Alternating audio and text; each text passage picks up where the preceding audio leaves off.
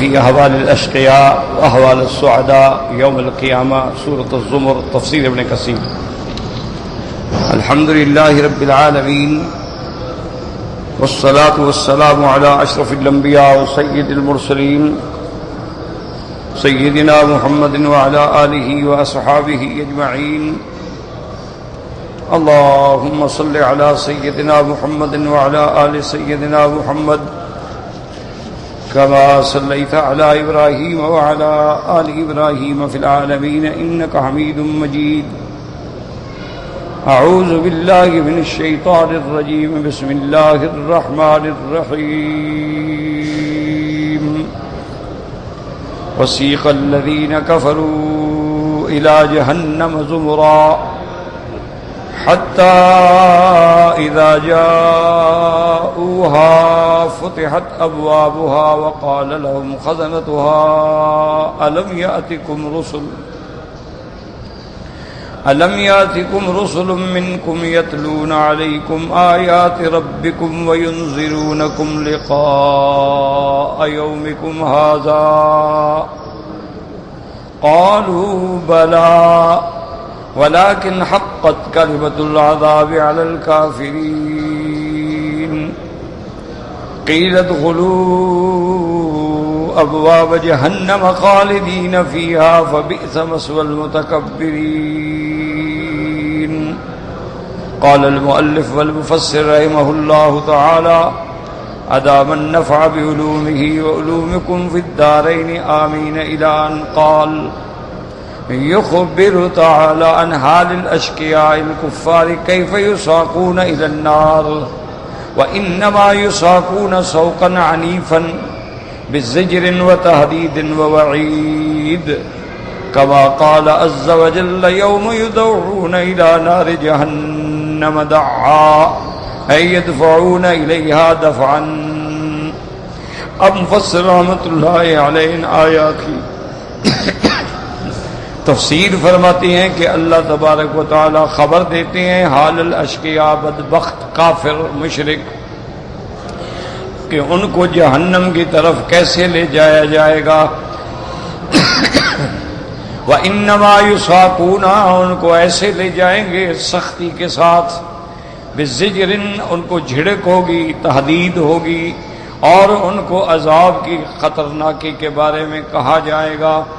جیسے دوسرے مقام پہ قرآن فرماتا ہے یوم یدعون الی نار جہنم دعا ای یدفعون الیہا دفعا ان کو دھکے دیے جائیں گے. اسی طرح دوسری جگہ پہ قرآن پاک میں آتا ہے کہ ملائکہ یضربون علی وجوہہم وادبارہم ان کے چہروں پر بھی ان کی پشت پہ بھی ماریں گے ان کو گرز اور دھکے دے کے جہنم کی طرف لے جائیں گے. هذا وهم عطاش زمان كما قال جل وعلا في الآية الأخرى. اب مفسر رحمت اللہ علیہ فرماتے ہیں یہ سختی بھی ہوگی اس کے ساتھ وہ بھوکے بھی ہوں گے پیاسے بھی ہوں گے. جیسے کہ اللہ نے دوسرے مقام پہ فرمایا یوم نحشر المتقین الی الرحمن وفدا جب اللہ تبارک و تعالیٰ کی دربار میں اللہ سے ڈرنے والوں کی جماعتیں حاضر ہوں گی. وَنَسُوقُ الْمُجْرِمِينَ إِلَى جَهَنَّمَ وِرْدًا اور مجرمین کو جہنم کی طرف دھکیلا جائے گا اور وہ پیاسے بھی ہوں گے گرمی شدت کا عذاب. وَهُمْ فِي تِلْكَ الْحَالِ صُمٌّ بُكْمٌ وَعُمْيٌ مِّنْهُمْ مَن يَمْشِي عَلَى وَجْهِهِ اور اس حال میں وہ گویا گنگے ہو چکے ہوں گے بہرے ہو چکے ہوں گے اندھے ہو چکے ہوں گے. اور ان میں کچھ کافر تو ایسے ہوں گے جن کو چہرے کے بل چلایا جائے گا بعض کو سروں کے بل چلایا جائے گا. اور بعض کے بارے میں قرآن پاک میں آتا ہے ذِلْ اغلال فی اعناقہم والسلاسل یصحبون ان کی گردنوں میں بھی زنجیریں ہوں گے پاؤں میں بھی زنجیریں ہوں گے اور فرشتے کھینچ کھینچ کے جہنم میں ڈالتے ہوں گے. اللہ پاک نے قرآن مقدس میں دوسرے مقام پہ فرمایا نحشرہم یوم القیامت علی وجوہہم ان کو چہرے پر چہروں کے بل سر کے بل چلایا جائے گا. امین و بکمن و سما وہ اندھے ہو چکے ہوں گے بہرے ہو چکے ہوں گے گنگے ہو چکے ہوں گے دہشت عذاب سے بول نہیں سکتے.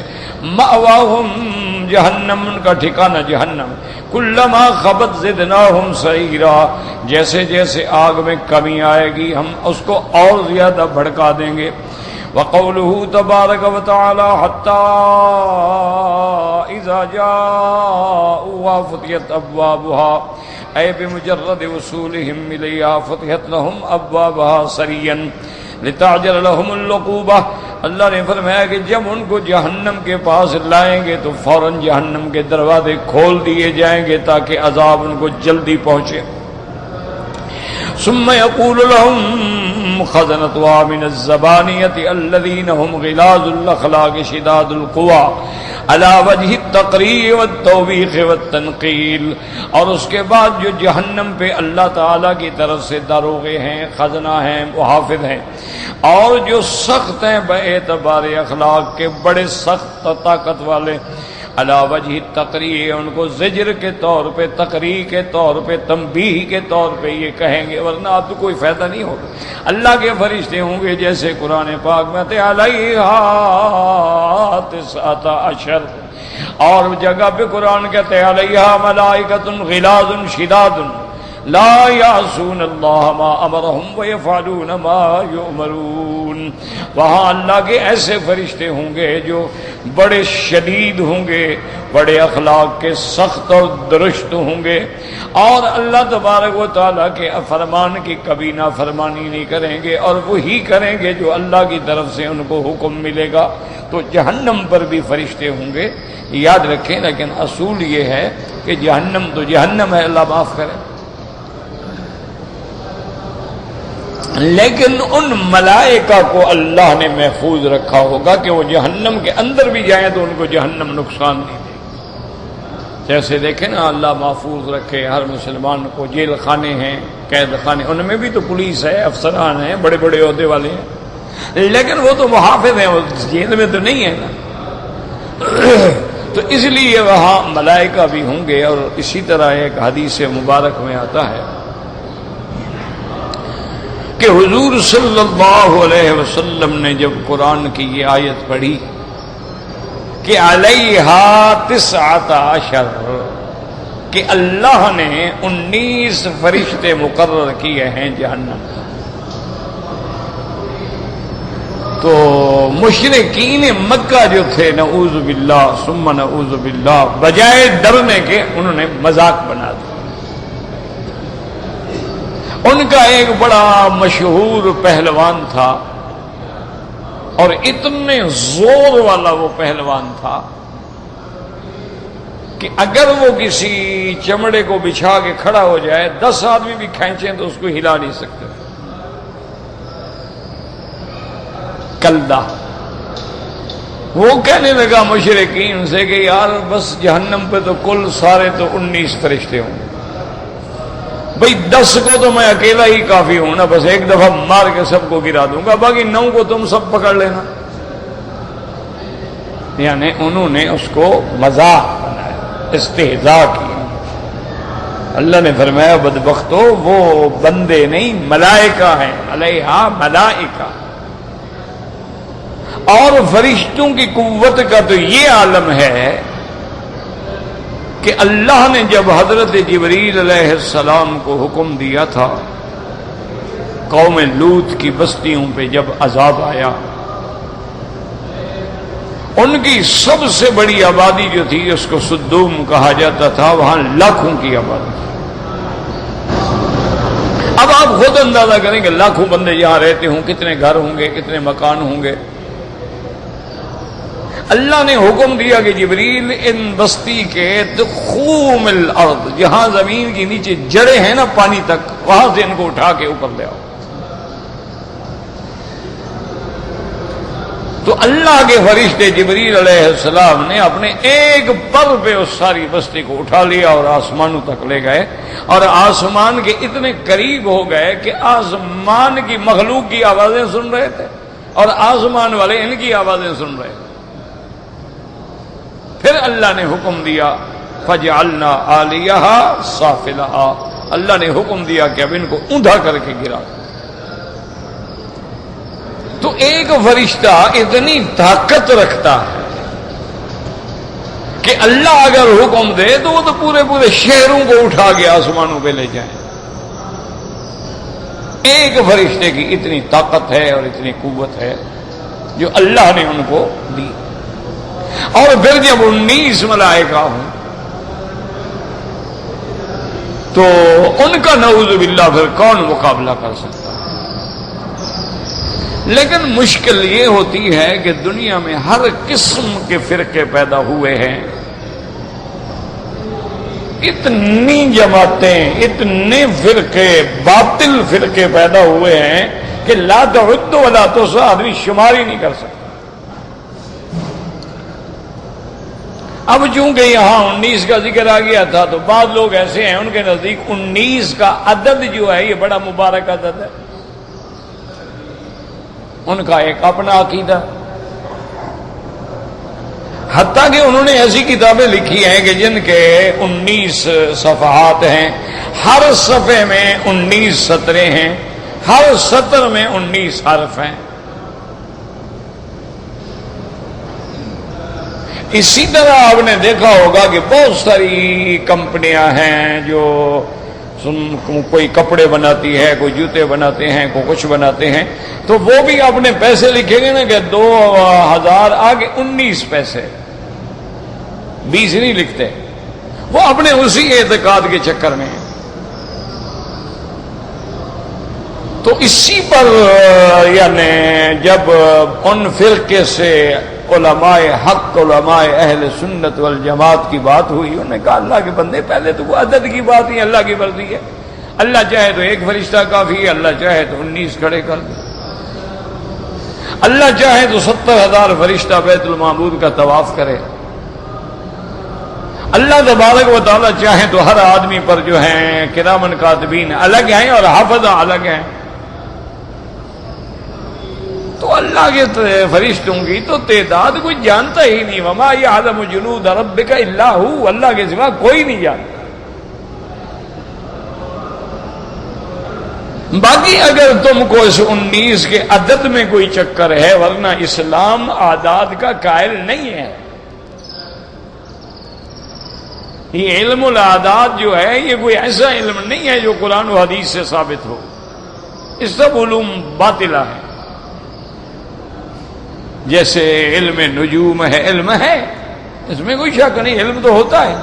اب رقص کرنا، ڈانس کرنا، یہ بھی تو علم ہے، علم تو ہے نا، لیکن شیطانی علوم. اسی طرح علم جفر ہے، علم نجوم ہے، علم الاعداد ہے. اسی طرح ہاتھوں کی جو لکیریں ہیں ان کا پامسٹ، ان کا علم ہے. اسی طرح بعض چیزیں، ہاں علم القیافہ ہے، وہ اس کی اسلام اجازت دیتا ہے. قیافے کا بنا ہوتا ہے کہ اندازہ لگانے کی یار اس بندے کی جو شکل ہے نا فلاں سے معلوم ہوتا ہے اس کا بیٹا ہے، دیکھو نا چہرہ مل رہا ہے، ناک مل رہا ہے، آنکھیں مل رہی ہیں. یہ قیافہ ہے، یہ جائز ہے. لیکن یہ جتنی علم الاعداد ہیں، آپ نے دیکھا ہوگا لوگ تعویذ لکھتے ہیں اور ان میں اعداد ہوتے ہیں، کھانے بناتے ہیں، یوں بناتے ہیں، یوں بناتے ہیں، پتہ نہیں کیا کیا لکھتے ہیں اس میں. اسی طرح ہمارے علاقے میں ایک بہت بڑا پیر ہوتا تھا، اب تو فوت ہو گیا، بہت بڑا پیر تھا، مخدوم الملک کا خطاب تھا اس کو. اور ہمارے علاقے کا تھا، تو بہرحال میرا بڑا احترام کرتے تھے. تو اتفاقاً میں ان کے شہر سے گزرا تو خیال آیا، انہوں نے کہا چلو یار ان کے شہر سے جا رہے ہیں تو اچھی بات ہے، مخدوم صاحب کو بھی مل لیں تھوڑی دیر، چلو چائے پی لیں گے، گپ شپ ہو جائے گی. تو میں جب گیا تو اس کا بہت بڑا محل تھا اور آگے بہت بڑا باغ تھا. تو باغ کے درخت کے ہر درخت کے قریب ایک لڑکا بیٹھا ہے اور طویل لکھ رہا ہے، طویل لکھ رہا ہے. کوئی سینکڑوں لڑکے بیٹھے ہوئے ہیں. مخدوم صاحب کو اطلاع دی، خیر تشریف لے آئے، بڑی مہربانی کی، کرام کی، عزت کی، بیٹھے لان میں کرسیاں ڈلوا دی. میں نے کہا مخدوم صاحب یہ کیا ہو رہا ہے؟ انہوں نے کہا جی طویل لکھے جا رہے ہیں. اور میں نے کہا خدا کے بندے یہ تو سکول کے لڑکے لگتے ہیں. انہوں نے کہا ہاں جب سکول میں چھٹی ہوتی ہے نا میں ادھر بلا لیتا ہوں، ان کو کھانا کھلاتا ہوں، یہ میرے طویل لکھتے ہیں. ان کا اللہ کے بندے کوئی کیا تویز ہے؟ اس نے کہا جی ہمارے خاندان میں بزرگوں میں ایک آتا ہے، اس کو ہم 15 کہتے ہیں، یعنی وہ کھانے بناتے ہیں، یوں گنو تو 15 بنیں گے، یوں گنو تو 15 بنیں گے، یوں گنو تو 15 بنیں گے، یوں گنو تو 15 بنیں گے، کوئی چکر ہے۔ بہرحال 15 کا ہمارا ایک تویز ہے۔ اور میں نے کہا شریف آدمی، لوگ تو تجھے پیر سمجھ کے آتے ہیں تو دیر۔ انہوں نے کہا جی اب 1000 2000 تویز جو روز کا دینا ہو میں لکھ سکتا ہوں، میں لکھوا کے رکھ دیتا ہوں، بس دے دیتا ہوں۔ میں نے کہا تو پھر یہ ہر بلا کے لیے ہی؟ انہوں نے کہا ہاں، نکاح کے لیے بھی یہی ہے، طلاق کے لیے بھی یہی ہے۔ میں نے کہا مخدوم صاحب خدا کا خوف نا، مکی صاحب خدا کا خوف کیا ہے؟ 2000 بندہ جو روز کا تعویذ لے جائے، ان میں اللہ کو منظور ہے تو کسی 100-200 کا کام تو خدا نے لکھا ہوتا ہے، ہو جاتا ہے۔ جن کا کام ہو گیا ہمارا تعویذ چل گیا، جن کا نہ ہوا ہم نے مکی صاحب کے کھاتے میں ڈال دیا، وہاں بھی ہے، عقیدہ خراب ہے، یقین نہیں تھا اس لیے فائدہ نہیں ہوا۔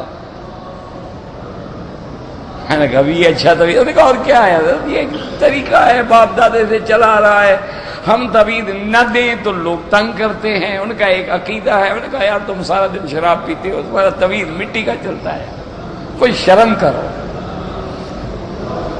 کہتے بس اسی لیے تو میں تمہارے ساتھ عزت بھی کرتا ہوں، لیکن میں تم سے دور رہنا چاہتا ہوں، تم وہاں بھی آدمی ہو، ہمارا خیال نہیں کرتے۔ اب کیا خیال کریں، تم خود جھوٹ بول رہے ہو۔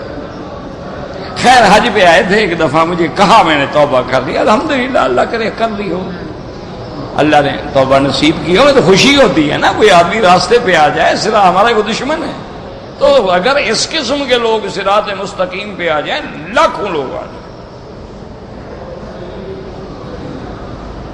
یعنی ہم اگر 20 سال محنت کریں نا جی تو اتنے بندوں کو ٹھیک نہیں کر سکتے۔ اگر ایک پیر ٹھیک ہو جائے نا تو اس کے لاکھوں مرید ایک دن میں ٹھیک ہو جائے۔ یہاں خود مکہ میں ایک پیر صاحب آئے، نام میں نہیں لیتا، غیبت ہوتی ہے، گلہ ہوتا ہے، بہت بڑی شخصیت۔ اچھا خدا کی شان ہے، ان کے مرید جو ہے نا جی وہ سب کروڑوں پتی، اربوں پتی، اور سارے دولت مند دنیا دار، اور سارے سود خور۔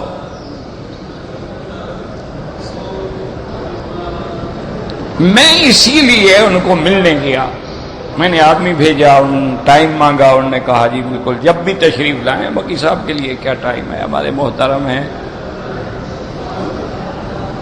اور اللہ کے حرم میں بیٹھ کے ہمارے ملک کی نمائندگی کر رہے ہیں، ہمارے لیے تو احترام ہے ان کا احترام ہمارے دل۔ خیر میں چلا گیا، بڑی محبت سے کھڑے ہو گئے، بڑے مشکل سے اٹھے، بیچارے مریض تھے، لیکن کھڑے ہوئے، ملے اور سینے سے لگایا اور بہت خوش ہوئے، کہنے لگے میں بڑا خوش ہوں کہ آج تم میرے پاس آئے ہو، میرے لیے تو عید کا چاند آ گیا ہے، یہ منگاؤ اور وہ منگاؤ، اور ساری میزیں بھر ڈالی۔ میں نے کہا حضرت میں آپ کے پاس آیا ہوں، 2 منٹ مجھے علیحدہ دے دیں، یہ آپ کے جو منکر نکیر ہیں نا ان کو ذرا ادھر ادھر کر دیں۔ انہوں نے اشارہ کیا، وہ سوٹ گئے۔ میں نے کہا پیر صاحب تم ایک ایسے خاندان کے فرد ہو کہ تمہارے دادا جو تھے نا ان کے ہمارے بڑے بڑے علماء حق بھی مرید تھے، وہ اتنا بڑا آدمی تھا کہ بڑے بڑے علماء اس کے مرید تھے۔ نے کہا تم اس کے پوتے ہو، اور تیرے جو مرید ہیں نا مجھے جو معلومات ہیں ان میں 99% سود خور ہیں۔ انہوں نے کہا ہاں بالکل ٹھیک۔ تو میں نے کہا انہی کے خرچے پر تم حج پہ آتے ہو، عمرے پہ آتے ہو، ان کے گھروں میں جاتے ہو، دعوتیں کھاتے ہو، یہ حلال ہے؟ اللہ نے تمہیں کوئی کمی دی ہے؟ کہا خدا کے لیے آج اگر آپ کہہ دینا کہ بھی میرے مرید سود کھانا بند کر دو ورنہ میری بیعت ختم، جاؤ دوڑ جاؤ، تم میرے مرید نہیں ہو، ایک دن میں اصلاح ہو جائے۔ بس دعا کریں۔ انہوں نے کہا دعا کس بات کی کریں؟ دعا تو اس کو کریں جو جاہل ہو، آپ تو عالم ہیں، پڑھے لکھے آدمی ہیں، اب سمجھتے ہیں کہ سود اللہ کے ساتھ جنگ ہے۔ ٹھیک ہے حضرت ٹھیک ہے، آپ دعا کریں، میں انشاءاللہ کوشش کروں۔ اللہ کہنے کس نے کوشش کرنی ہے؟ بہرحال میں نے کہا کہ یا اللہ میں نے تو اپنا حق ادا کر دیا تھا، نہ مانے ان کی مرضی۔ قیامت میں یہ تو نہیں کہیں گے نا کہ ہمیں کسی نے آ کے نہیں کہا تھا۔ تو بہرحال مقصد میرے کہنے کا یہ ہے کہ یہ لوگ ہیں نا جی علماء اور پیر ہر دور میں احبار رہبان، ہر دور میں اول سے لے کر آج تک لوگ انہی کے ساتھ اپنی عقیدتوں کو جوڑتے ہیں. اگر اللہ ان کو ہدایت دے دے تو لاکھوں لوگوں کو ایک دن میں ہدایت مل جائے. یعنی ایک پیر کہہ دے کہ بھئی اگر تم نماز نہ پڑھو تمہاری بیعت ختم. میں نے ایک دیکھے تھے سید تھے، وہ مجھے بھی زیارت ہوئی ان کی، بہت ضعیف تھے. جب میں نے زیارت کی تو بہت ضعیف تھے، لیکن دماغ الحمدللہ بالکل صحیح. ان کا جو بھی مرید ہوتا نا پہلے دن کہتے بیٹا سوچ لو، داڑھی رکھنی ہوگی، لباس سنت کے مطابق پہننا ہوگا، نماز با جماعت ادا کرنی ہوگی، یا مسجد میں جاؤ یا جماعت کرو، سود چھوڑنا ہوگا، زنا چھوڑنا ہوگا، شراب چھوڑنا ہوگا. یہ چیزیں قبول ہیں تو فقیر کی بیعت کرو ورنہ میری بیعت کرو. میں نے الحمدللہ دیکھا جو بھی ان کے ساتھ بیعت ہوا نا جی، اتنی سنت کے مطابق داڑھی پگڑی ماشاءاللہ انقلاب آ گئے. میں نے اپنی آنکھوں سے دیکھا. ابھی بھی ہیں حضرت ذوالفقار صاحب سلمہ اللہ، جھنگ کے علاقے سے ہیں. یہ کسی کو یاد ہو تو شاید میرا اس دن آخری درس تھا حج کا، تو وہ تشریف لائے تھے پگڑی کے ساتھ، نمبے کے ساتھ. تو وہ میں نے دیکھ لیا تو میں کہا میں آیا تھا ملنے کے لیے آپ کو. الحمدللہ جو بندہ ان کے ساتھ جڑا ہے سنت کے مطابق پگڑی ہے، سنت کے مطابق داڑھی ہے، سنت کے مطابق لباس ہے، پابند صوم و صلات ہے، تہجد ہے، اشراق ہے، تلاوت قرآن ہے. اور یہاں نہیں، واشنگٹن میں، امریکہ میں، یورپ میں، لندن میں، وہاں مدارس قائم کی، الہدا اور الاحسان اور پتہ نہیں کیا کیا. میں نے ان کے وہاں بھی مرید دیکھے. مجھے وہ آئے لندن میں گیا تھا، اتفاق سے کہنے لگے جی ہم حضرت کے مرید ہیں تو آپ ہمیں بھی آدھا گھنٹہ دے دیں. میں نے کہا ٹھیک ہے. میں ہر بندے کی داڑھی اور خوبصورت داڑھی، اب گورے چٹے لوگ، سر پہ مکمل سنت کے مطابق پگڑی. مجال ہے کہ کسی نے رومال باندھا ہو ٹوک نہیں، پگڑی. اور ہر بندہ با نماز، گھر میں ہر ان کی عورت ہے، بہن ہے، بیٹی ہے، بیٹا، سب با نماز. اور جماعت کے ساتھ نماز. میں دیکھ کے حیران ہو گیا. میں کہا دیکھو ماشاءاللہ ان کے چہرے دیکھ کے آدمی کو نظر آتا ہے کہ یہ متبع سنت ہے. تو اب وہ کوئی ہمارے مقصد ہے کہ خوشی ہوتی ہے، دل خوش ہوتا ہے کہ ایسے لوگ جب میدان میں آئیں کام کریں تو پھر اللہ اصلاح کر دیتے ہیں. لاکھوں لوگوں کی اللہ پاک اصلاح فرما دیتے ہیں. تو اس لیے ہمیشہ یار وہ تو مذاق اڑاتے تھے نا. اللہ نے فرمایا بدبختو وہ 19 فرشتے ہیں، وہ بندے نہیں. علیہا 19. اس لیے فرماتی ہیں کہ جب وہ آئیں گے تو اللہ کے فرشتے ان کو کہیں گے. کیوں کہیں گے؟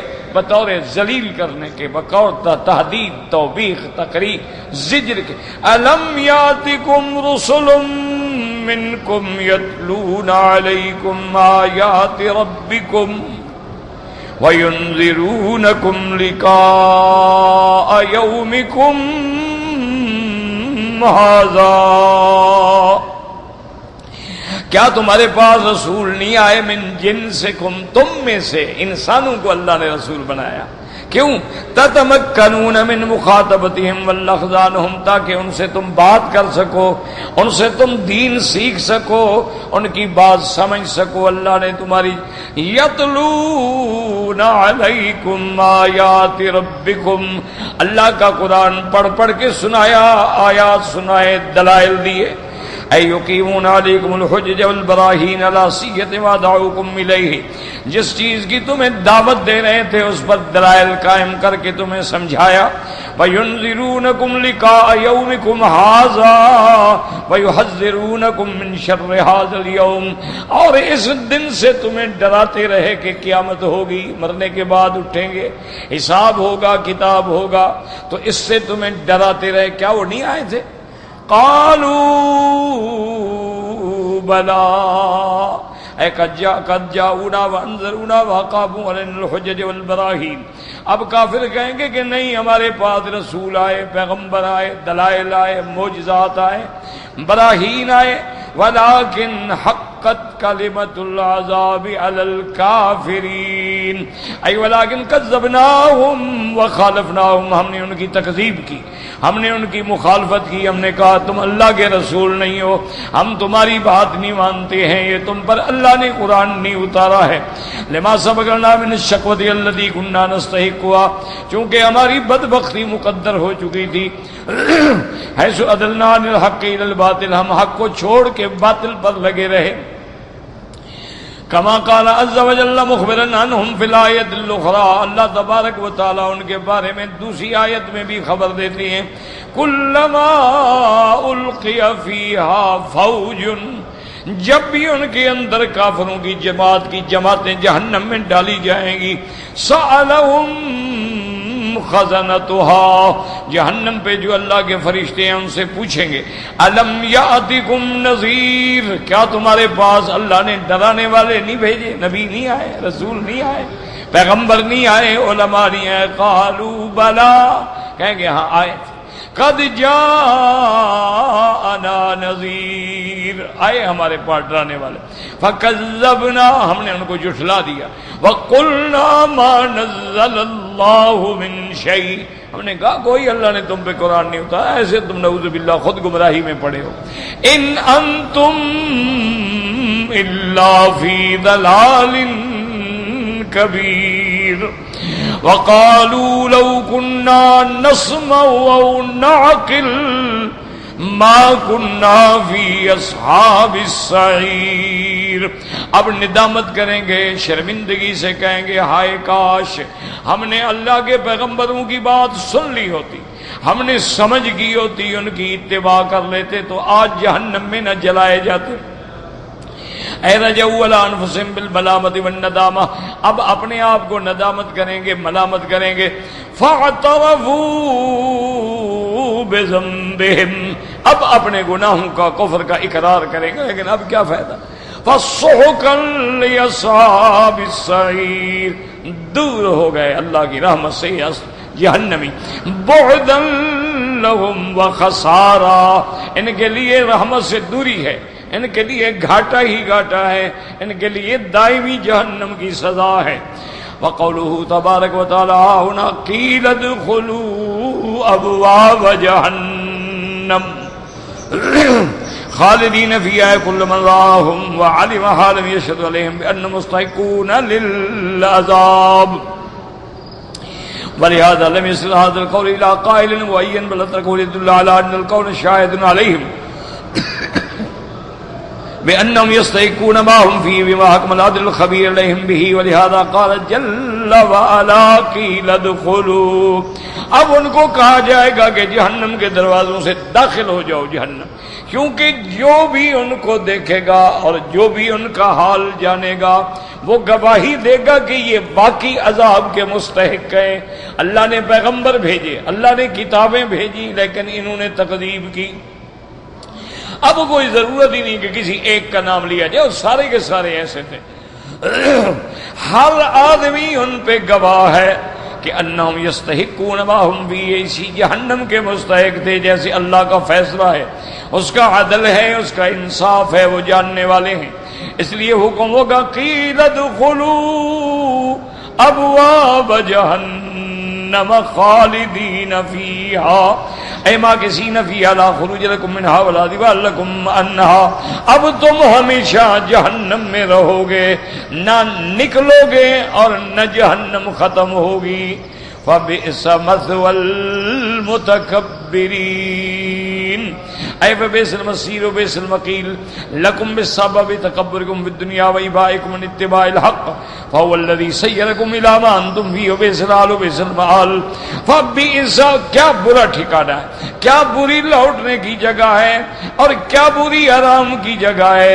یہ تمہیں کیوں ملی؟ بسبب تکبرکم، تم دنیا میں اکڑ گئے، اللہ والوں کے سامنے بھی اکڑ گئے، قرآن کے سامنے بھی اکڑ گئے، انبیاء کے سامنے بھی اکڑ گئے اور ان انکار کیا، حق کی بات نہ مانی، اور وہی تمہارا تکبر، وہی تمہارا انکار، وہی تمہارا کفر جو تمہیں اس جہنم میں لایا ہے۔ فبئس الحال وبئس المآل، کیا برا حال ہے اور کیا برا نتیجہ ہے۔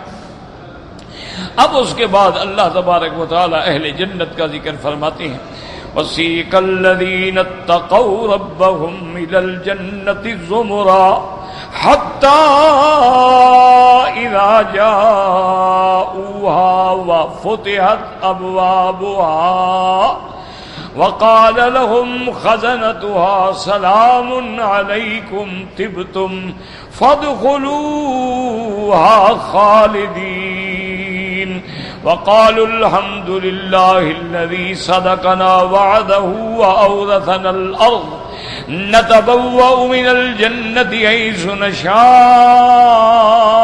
فَنِعْمَ أَجْرُ الْعَامِلِينَ۔ وَهَذَا إِخْبَارٌ حال السعداء المؤمنین۔ اب مفسر فرماتے ہیں کہ اللہ نے سعداء ایمان والوں کا حال ذکر فرمایا ہے۔ حین یساقون علی النجائب، ان کو سواریوں پہ سوار کر کے جماعتیں بنا کے لایا جائے گا۔ الی الجنت زمرن، زمر مانا جماعتن بعد جماعت، ایک جماعت اس کے بعد دوسری جماعت۔ المقربون، ان میں مقربون ہوں گے، ثم الابرار، پھر ابرار ہوں گے، ثم الذین یلونہم، ثم الذین یلونہم، جیسے جیسے درجات ہوں گے۔ رسل ہیں، انبیاء ہیں، صدیقین ہیں، ابرار ہیں، اخیار ہیں، صالحین ہیں۔ ہاں جماعتوں کی جماعتیں اب اللہ کی جنت میں آ رہی ہیں۔ کل تحفظ ما یناسب من الانبیاء مع الانبیاء، یعنی انبیاء کے ساتھ ہوں گے۔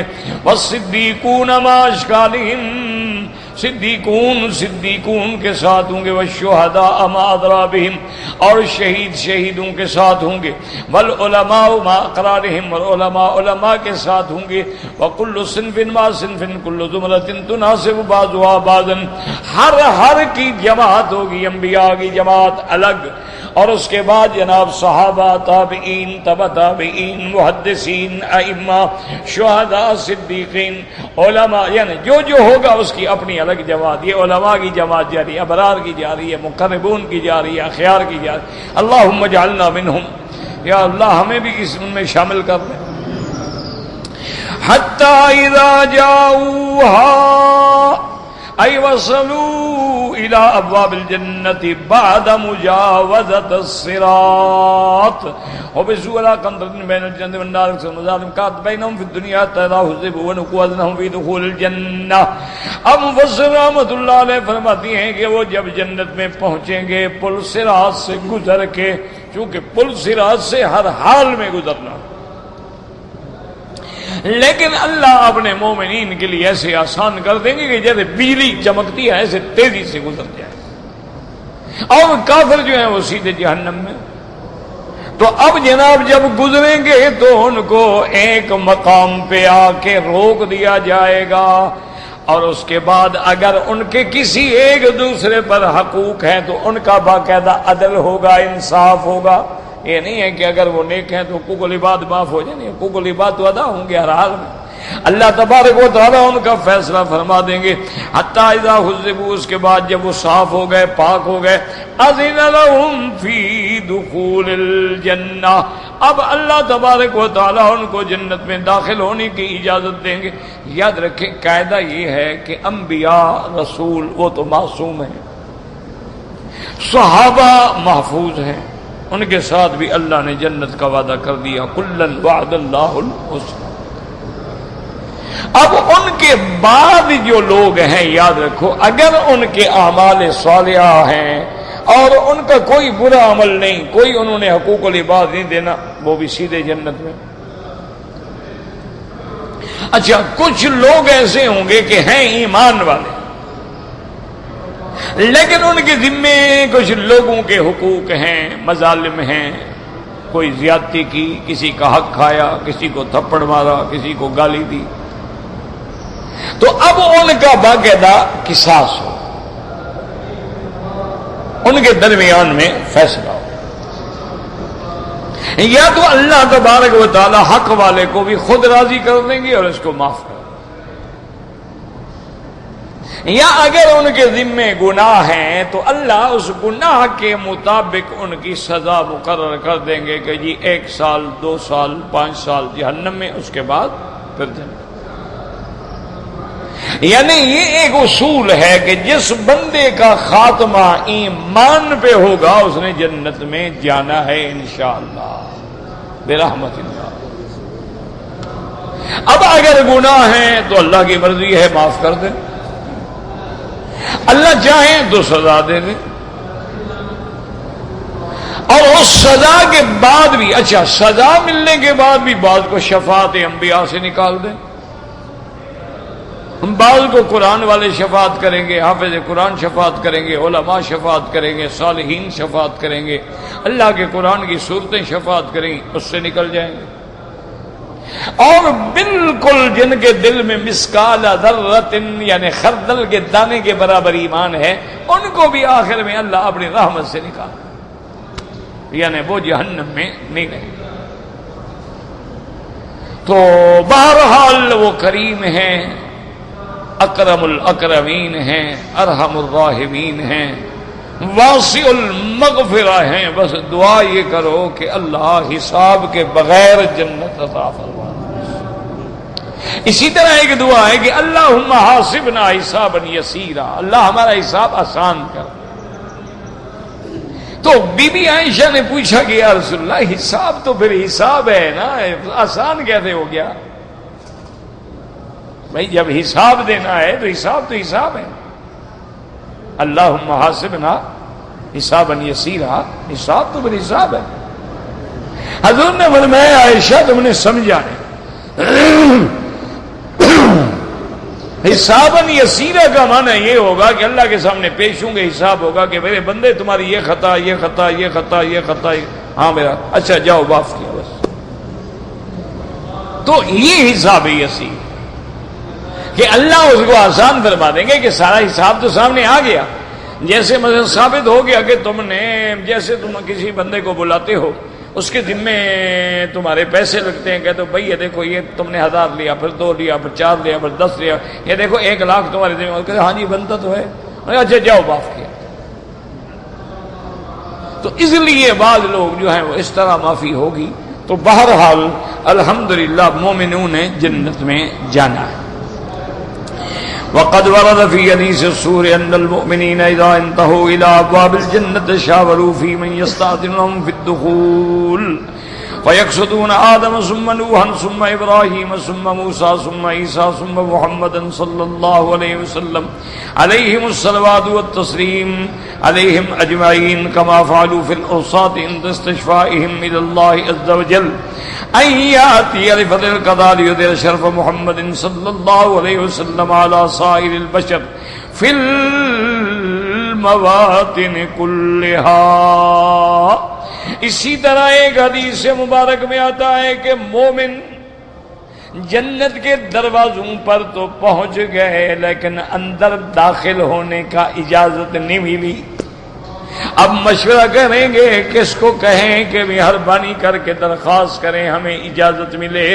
حضرت آدم کے پاس آئیں گے، وہ جواب دے دیں گے، حضرت نوح، حضرت ابراہیم، حضرت موسیٰ، حضرت عیسیٰ علیہ الصلوۃ والتسلیم سارے پیغمبر جواب دے دیں گے۔ اس کے بعد وہ حضور کے پاس آئیں گے، اللہ یہ شرف بھی حضور کو دیں گے کہ حضور درخواست فرمائیں گے تو ان کو بھی پھر جنت میں داخلے کا اللہ اذن عطا فرما دیں گے۔ تو ایک وہ شفاعت تھی جو میدان محشر میں حضور نے کی تھی کہ اللہ ان کی مقدمے کی سماعت شروع ہو۔ اب یہ اور شفاعت ہے۔ تو اس لیے حدیثوں میں ثابت ہوتا ہے کہ اللہ تبارک و تعالی ہر مقام پر ہر جگہ پہ اپنے پیارے نبی محمد مصطفیٰ کی شان دوبالا کریں گے۔ اسی طرح حدیث میں ادب کا ثبت بھی صحیح مسلم صحیح مسلم کے اندر یہ حدیث موجود ہے، انس رضی اللہ تعالی عنہ قال قال رسول اللہ صلی اللہ علیہ وسلم انا اول شفیع فی الجنت. صحیح مسلم میں حدیث ہے، حضرت انس سے روایت ہے، حضور پاک فرماتے ہیں سب سے پہلا شفاعت کرنے والا، سفارش کرنے والا قیامت میں ہوں گا، اور سب سے پہلے اللہ میری شفاعت قبول فرمائیں گے. وفی لفظ لمسلم اول من یقرأ باب الجنہ. اسی طرح مسلم شریف میں یہ بھی حدیث ہے کہ سب سے پہلے جنت کا دروازہ بھی میں کھٹکھٹاؤں گا، یعنی یہ شرف بھی میرے آقا کو ملے گا. وقال الامام احمد حدثنا ہاشم قال حدثنا سلیمان عن ثابت رضی اللہ تعالی عنہ قال قال رسول اللہ صلی اللہ علیہ وسلم آتی باب الجنت یوم القیامت واستفتح ويقول الخازن من انت فاقول محمد صلی اللہ علیہ وسلم قال فيقول بك امرت الا افتح لاحد قبلك. اس حدیث مبارک میں آتا ہے میرے آقا فرماتی ہیں کہ میں جنت کے دروازے پہ قیامت والے دن آؤں گا اور میں کہوں گا کہ دروازہ کھولا جائے. فیقول الخازن، اور جنت کے دروازے پہ جو اللہ کا فرشتہ نگرانی پہ ہوگا وہ پوچھے گا کہ آپ کون ہیں؟ من انتا، اور میں جواب دوں گا فاقول محمد صلی اللہ علیہ وسلم کہ میں محمد مصطفیٰ ہوں. قال فیقول بک امرت، اور وہ فرشتہ کہے گا کہ محمد مصطفیٰ یہی مجھے حکم دیا گیا تھا کہ اللہ افتح لاحد قبلک، آپ سے پہلے کسی کے لیے دروازہ نہ کھولوں. یہ اللہ کا حکم بھی یہی ہے، سب سے پہلے دروازہ آپ کے لیے کھلے گا. ورواہ مسلم ان عمرو بن محمد الناقد زہیر بن حرب کلاہما عن ابن النضر ہاشم بن القاسم عن سلیمان وهو ابن المغیرة القیسی عن ثابت عن انس رضی اللہ تعالی عنہ به.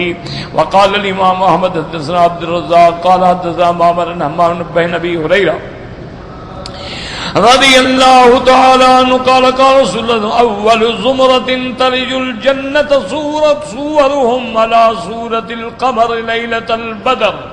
حضور پاک نے فرمایا جو سب سے پہلی جماعت جنت میں داخل ہوگی اللہ ان کو ایسے جمال دیں گے جیسے چاند 14ویں کی رات میں ہوتا ہے. لا یمسکون فیہا ولا یتخذون، نہ تو تھوک ہوگی نہ ناک سے کوئی پانی بہے گا. ولا یتغوطون فیہا، اور نہ پیشاب نہ براز. آنیتہم وامشاتہم الذھب والفضہ، ان کے برتن ہوں گے، ان کی کنگیاں جو ہیں سونے اور چاندی کی ہوں گی. ومجاورہم الالوہ، اور ان کے لیے جو آگ پہ جلایا جائے گا خوشبوئیں دی جائیں گی وہ الوا کی ہوں گی. ورشہم المسک، اور ان کا پسینہ ایسے ہوگا اس میں کستوری کی خوشبو ہوگی. ولکل واحد منہم زوجتان، ان میں ہر بندے کو اللہ ایسی 2 بیویاں دیں گے. یرا مخصاق امام وراء اللہ من الحسن، کہ اللہ نے ایسا حسن دیا ہوگا کہ ان کی پنڈلیوں کے اندر جو ہڈی ہے، ہڈی کے اندر جو گودا ہے وہ بھی نظر آ رہا ہوگا.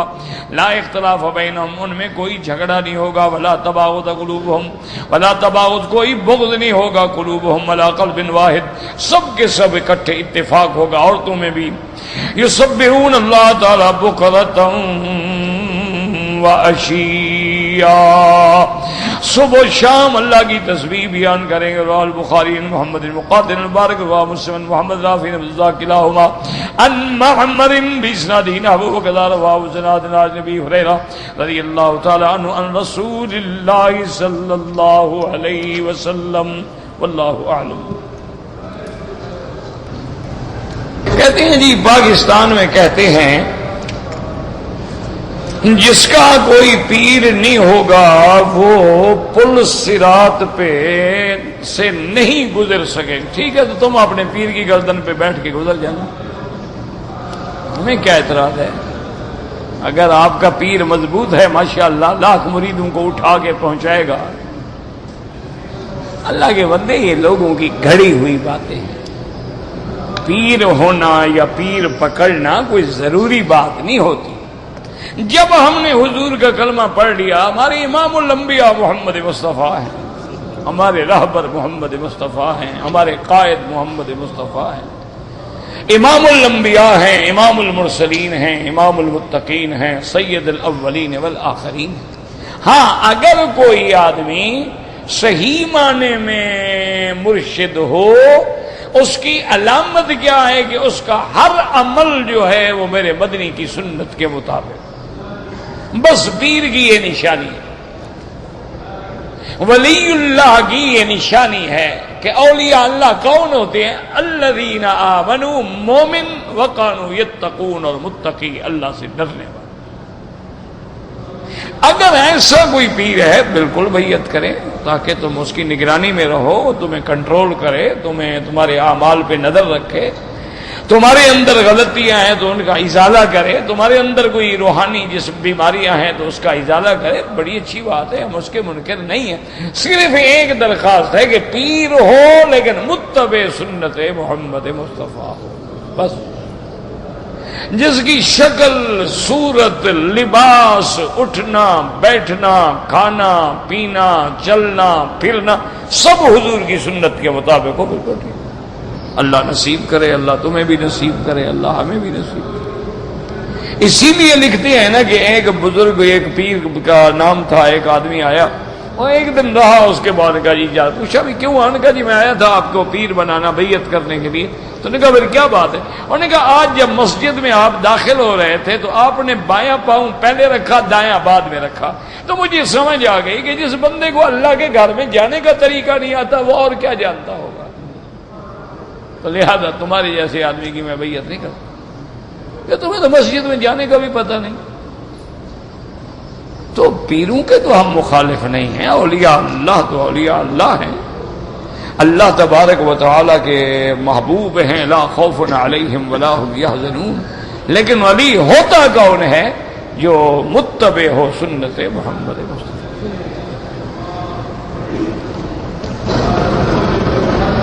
حج بدل کا فروخت کر سکتا ہے، فروخت تو نہیں کر سکتا، لیکن حج بدل یعنی یہ نہیں کہ حج کیا ہوا اچھا مجھے پیسے تو میں تمہیں بیچتا ہوں، یہ تو حرام ہے. حج بدل کرنے کے لیے کسی کو کہیں اور وہ کہے کہ مجھے خرچہ دیں گے میں کروں گا، وہ ٹھیک. کیوں؟ آخر اس کی ذمہ داری تو نہیں ہے نا کہ وہ گاڑی کا پیسہ خود بھرے، خیمے کا خود بھرے، کسی کمپنی کے ساتھ حج کرے تو ان کو پیسے خود بھرے، وہ اس کی ذمہ داری کیوں ہے؟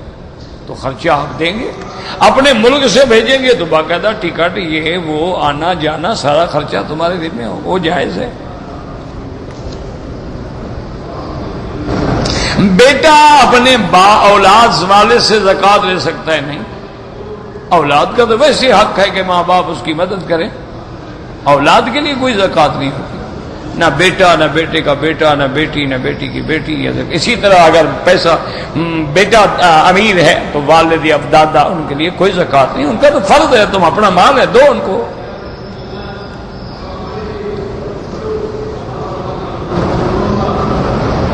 کہتے ہیں کہ اگر بیوی کا بچہ ہو جائے پھر اس کی پستان پہ بوسہ دینا حرام ہے؟ کوئی حرام نہیں جناب، بالکل بوسے دیں برات مزے سے.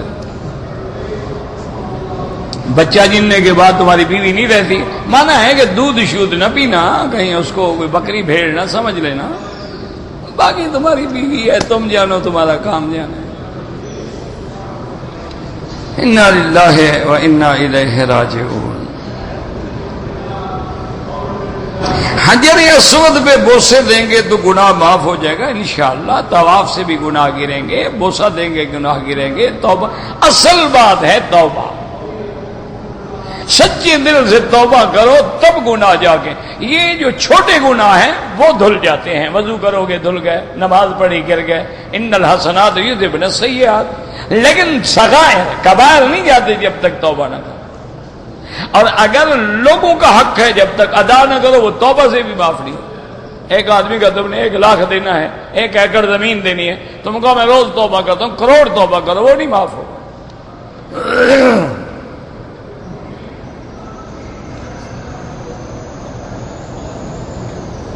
کہتے ہیں جی کہ میں نائی کے دکان پہ گیا، وہ 10 ریال مانگ رہا تھا، میں نے 5 دیا، تو اس نے مانگا تو نہ کراؤ حجامت. پھر تم اگر کرایا اس کو 10 مانگتا ہے 10 ادا کرو.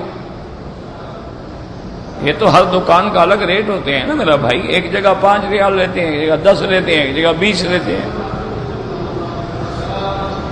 داڑھی واجب ہے، اللہ تبارک و تعالیٰ کے نبی کا امر ہے اوف اللحیٰ، امر وجوب کے لیے ہوتا. قص الشوارب۔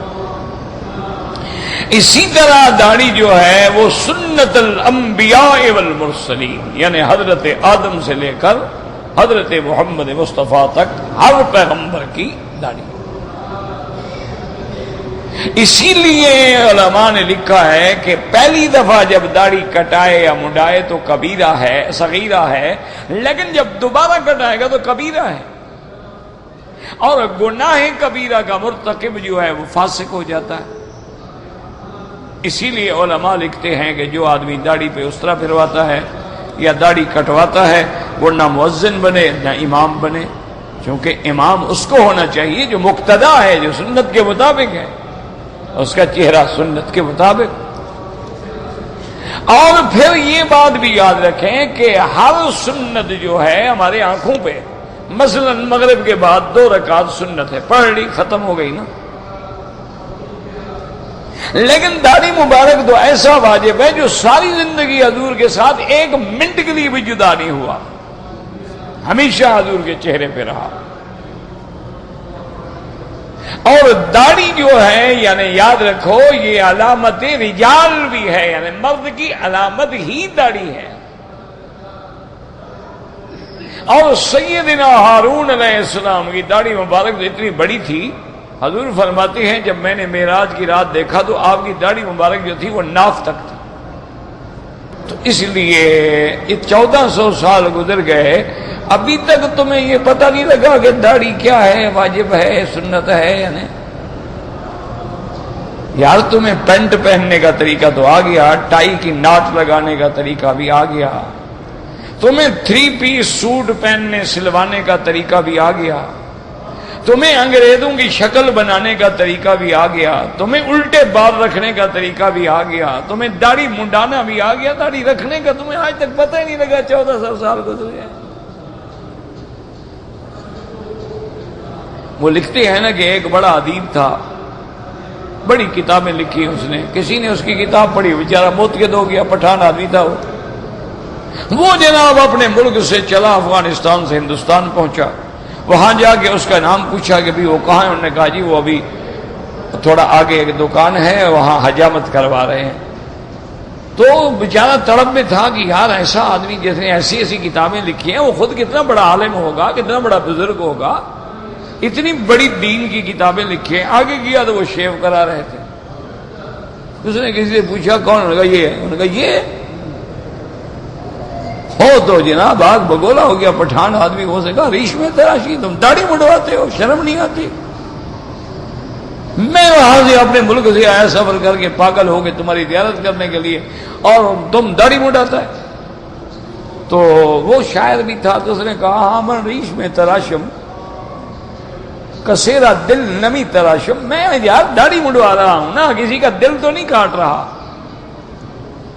داڑھی کٹوا رہا ہوں۔ تو اس نے کہا تو دل را محمد میں تراشی، اس نے کہا بدبخت تو محمد مصطفیٰ کے دل کو چڑھا رہا، یہ کس کی سنت ہے؟ ہمارے باپ دادے نے کہا داڑھی رکھو یا حضور نے فرمایا؟ ہر آدمی کو دیکھو پولیس کی وردی ہے، نیوی کی وردی ہے، ایئر فورس کی وردی ہے، ہر آدمی کو اپنی وردی کا لحاظ ہے، اور یہ تو محمد مصطفیٰ کی وردی ہے، یہ تو سرکار دو عالم صلی اللہ علیہ وسلم کے اپنے بدن مبارک پر عمل ہے۔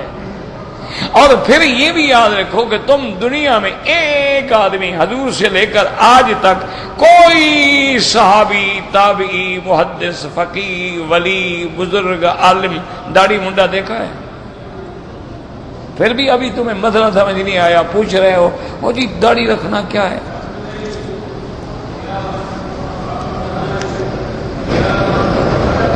مکہ مکرمہ میں چھپکلی مار دی، ٹھیک ہے کوئی بات نہیں، بہرحال جتنی موذی چیزیں ہیں یاد رکھو ان کا مارنا مکہ مکرمہ میں بھی جائز ہے، یعنی جو چیزیں ایذا دینے والی بندے کو کاٹ لیتی ہیں۔ یہ چھپکلی تو بڑی گندی چیز ہے، اللہ معاف کرے، اگر کسی کھانے میں، کسی پانی میں، کسی چیز میں گر جائے تو آدمی مر جاتا ہے، یہ تو اتنی زہریلی بلا ہے، یہ تو انتہائی خطرناک چیز ہے، اس سے بچنے کی ہر ممکن کوشش کریں۔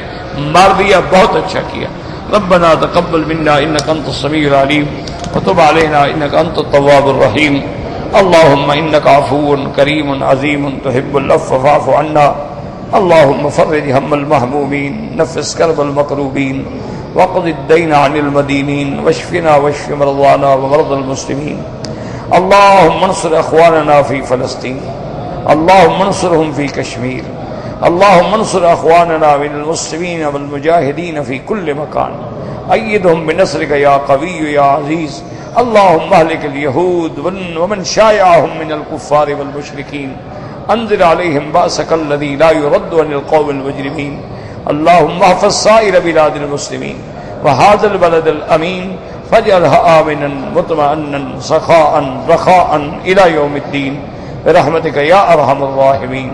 یا اللہ بیماروں کو شفا عطا فرما، یا اللہ بیماروں کو شفا عطا فرما، یا اللہ بیماروں کو شفا عطا فرما، بے حیاؤں کو حیا عطا فرما، بے دینوں کو دین عطا فرما، بے اولادوں کو اولاد عطا فرما، جن کی اولادیں ہیں ان کو صالح بنا، جن کے گھروں میں بچیاں ہیں ان کے رشتے آسان فرما، بے روزگاروں کو روزگار عطا فرما، قرض داروں کے قرض عطا فرما، تادم حیات اپنے خزانہ غیب سے عطا فرما، کسی بندے کا محتاج نہ فرما. صلی اللہ تعالی علی خیر خلقہ سیدنا محمد وعلی آلہ وصحبہ اجمعین.